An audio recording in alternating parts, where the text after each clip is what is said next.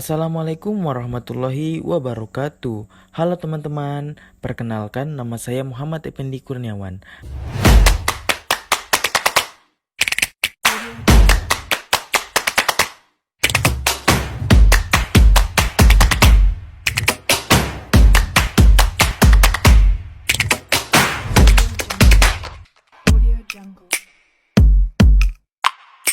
Pada kesempatan kali ini, kita akan membahas tentang ancaman integritas nasional dalam konteks politik. Hari ini, kita akan memasuki dunia yang menantang, tempat di mana kita akan mengungkap latar belakang, sifat, dan implikasi dari ancaman-ancaman yang merongrong integritas nasional. Kita akan menjelajahi spektrum yang luas, mulai dari konflik internal, polarisasi sosial, hingga campur tangan asing yang merusak stabilitas politik.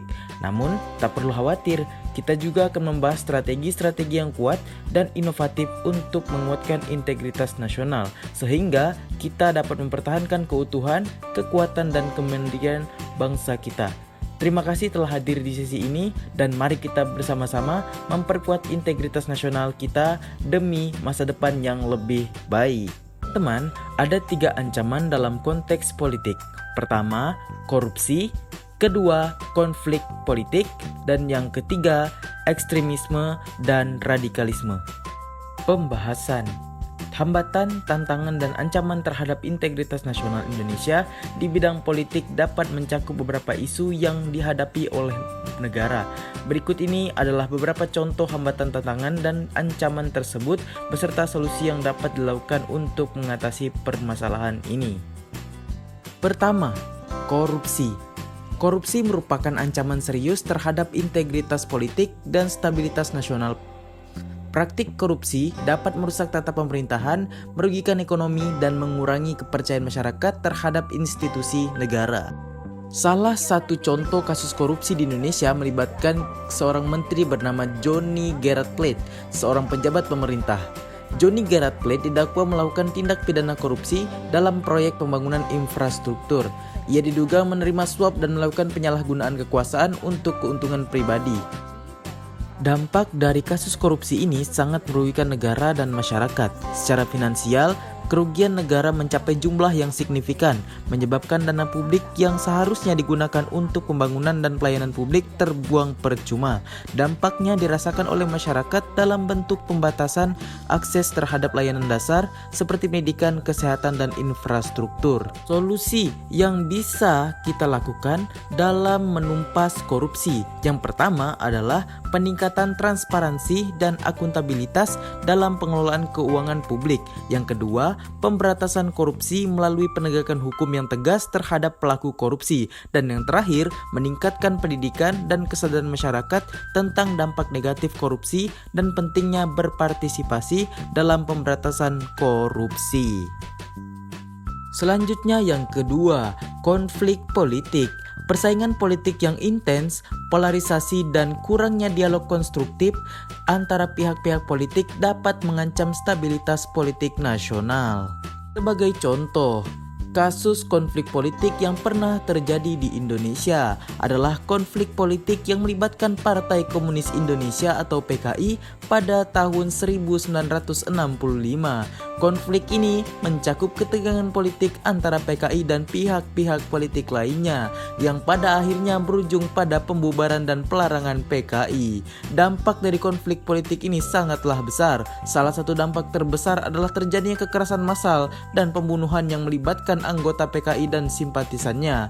Ribuan orang kehilangan nyawa, mereka dalam kondisi yang penuh ketakutan dan kekacauan.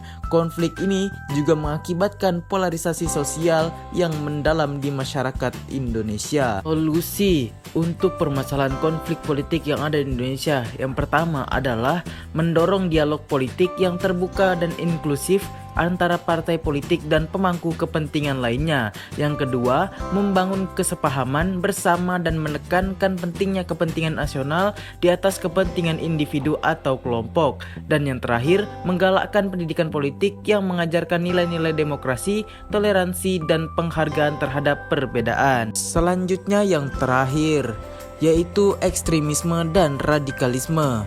Meningkatnya aktivitas ekstremis dan radikal dapat mengancam kestabilan politik dan sosial di Indonesia. Sebagai contoh, kasus ekstremis di Indonesia yang paling terkenal adalah serangan bom Bali pada tahun 2002. Serangan ini dilakukan oleh kelompok teroris yang menggunakan bom yang dipasang di beberapa tempat hiburan malam di Kuta Bali. Dampak dari serangan bom Bali sangatlah besar. Serangan ini menewaskan 202 orang termasuk wisatawan asing dari berbagai negara dan warga Indonesia sendiri. Serangan bom Bali juga memberikan kesadaran yang lebih dalam tentang ancaman terorisme di Indonesia. Pemerintah dan aparat keamanan meningkatkan langkah-langkah keamanan untuk mencegah serangan terorisme di masa mendatang. Dampaknya adalah peningkatan pengawasan, peningkatan kerjasama dengan negara-negara lain dalam hal intelijen dan keamanan. Solusi yang bisa diterapkan dalam upaya mengurangi ekstremisme dan radikalisme yang ada di Indonesia. Yang pertama adalah menguatkan kerjasama antara aparat keamanan, intelijen, dan masyarakat dalam mencegah dan menanggulangi ancaman ekstremisme dan radikalisme. Yang kedua, mengedepankan pendekatan preventif melalui pendidikan dan pemberdayaan masyarakat untuk mencegah proses radikalisasi. Yang terakhir, meningkatkan upaya pemberdayaan ekonomi, sosial, dan pendidikan untuk mengurangi faktor-faktor yang mendorong radikalisasi.